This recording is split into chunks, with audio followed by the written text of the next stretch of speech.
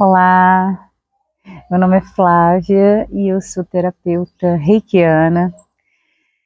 E a minha filha e o meu filho encontraram uma doação de livros, esse livrinho chamado Sementes do Bem, Parábolas para Semear no Seu Coração, por Tio Carlos.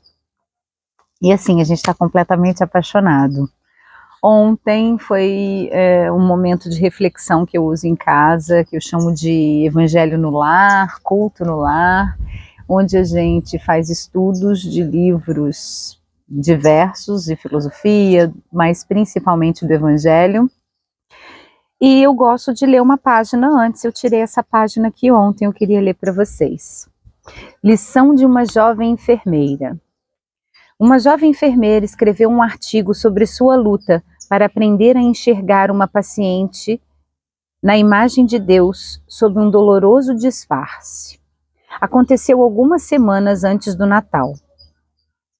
Joana foi uma de suas pacientes, um caso completamente sem esperanças, um aneurisma cerebral. Escreveu a enfermeira, impedia que ela tivesse consciência do que ocorria em todo o seu corpo. Logo os médicos concluíram que Joana estava totalmente inconsciente, incapaz de sentir dor e alheia a tudo que se passava ao seu redor. A equipe de enfermagem do hospital tinha a responsabilidade de virá-la no leito a cada hora para evitar a formação de escaras e de alimentá-la 2 vezes ao dia. Uma espécie de mingau ralo que passava por um tubo até chegar ao estômago. Cuidar dela era uma tarefa ingrata. Em estados tão graves como esse, disse uma enfermeira mais antiga lá no hospital, você precisa desligar-se emocionalmente da situação.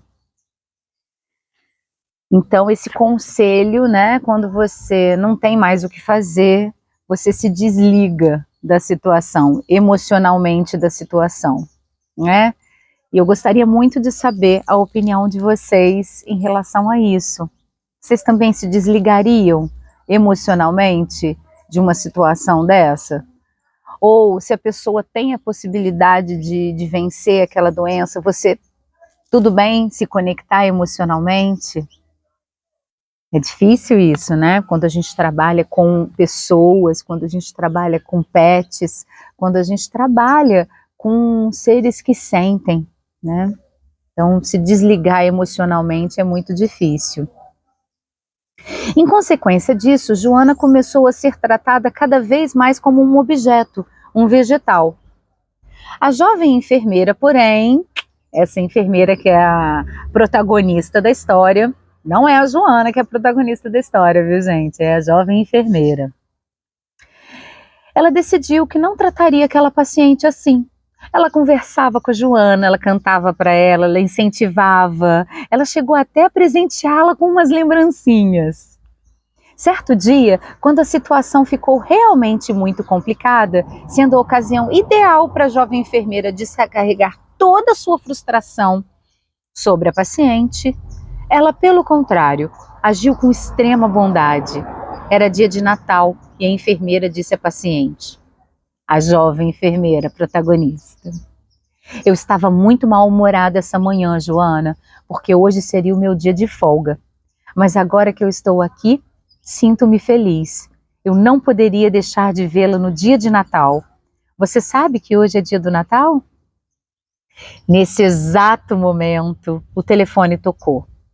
Enquanto se virava para atender, a enfermeira olhou de relance para a paciente e ela relatou: Joana estava olhando para mim, chorando. Grandes lágrimas caíram sobre o travesseiro e seu corpo todo tremia.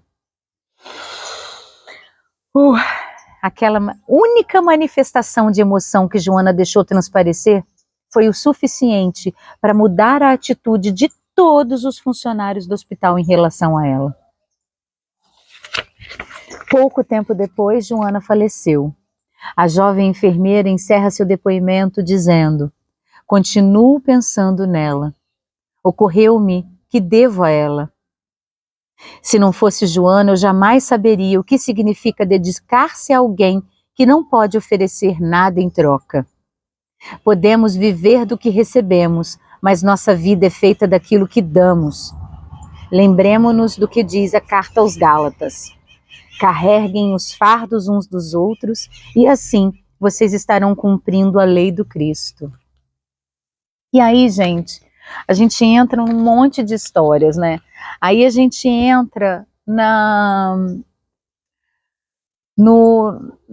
oração de Francisco de Assis, né?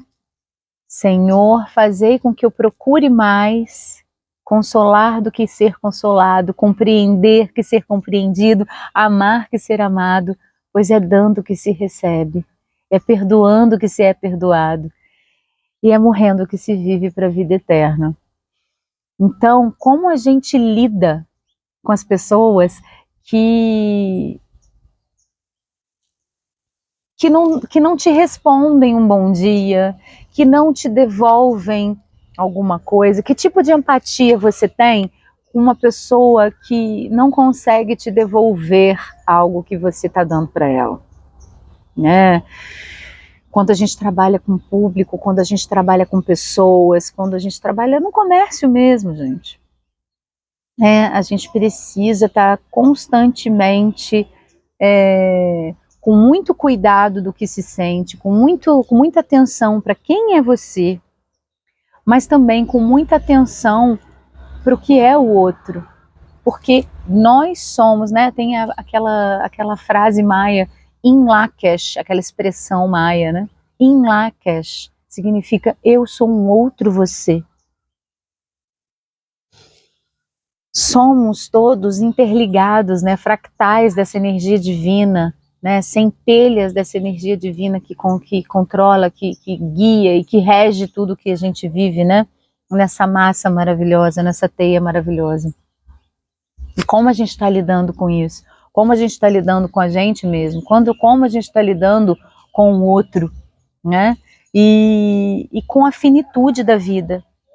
Porque isso é importante, a gente imaginar a vida integrando com honestidade a finitude dela.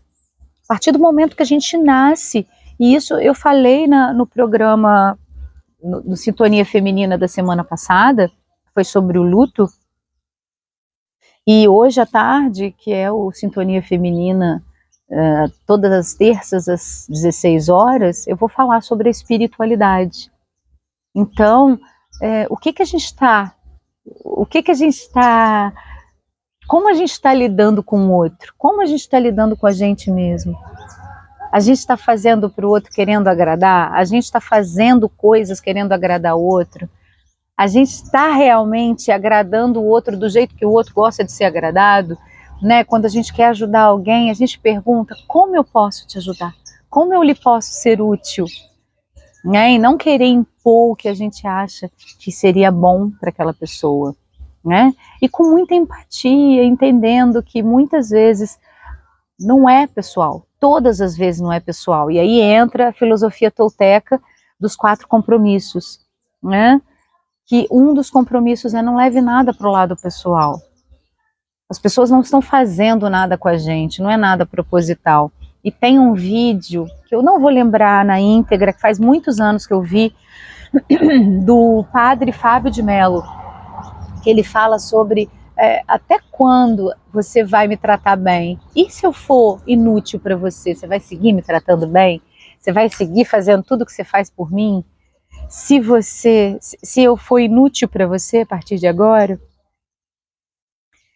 Então é entender, a partir do momento quando eu disser não para você, você vai me tratar da mesma forma? Como as pessoas reagem ao seu não, né? Isso é muito bom de observar. Como você reage ao não dos outros? Então também é legal de observar.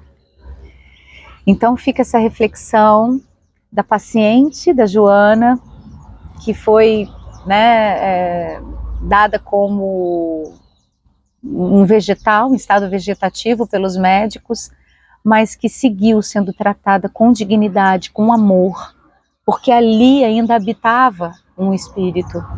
Então, a jovem enfermeira, a protagonista dessa história linda que eu contei para vocês, ela ela tratou como ela gostaria de ser tratado. Ela deu mais do que ela recebeu ali.